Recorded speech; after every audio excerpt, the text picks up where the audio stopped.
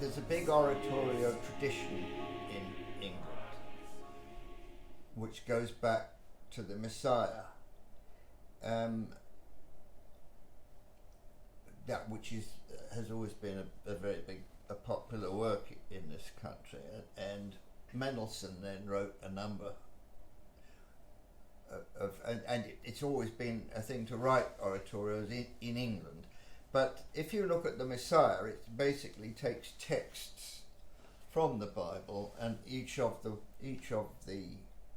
arias and choruses there are a different text from a different part of the Bible, and it's not a work that you could do. It's not like an opera, which has a through-going story. Well, what I tried to do, both in but I called Benedictus a dramatic oratorio because it told a story, but it doesn't act it out. It's all in the music and in the singing.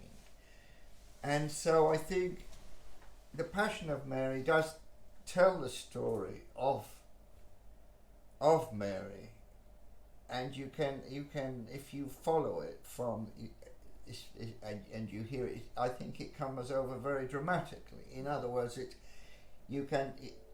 tells a story, and that's why I've called it a dramatic oratorio.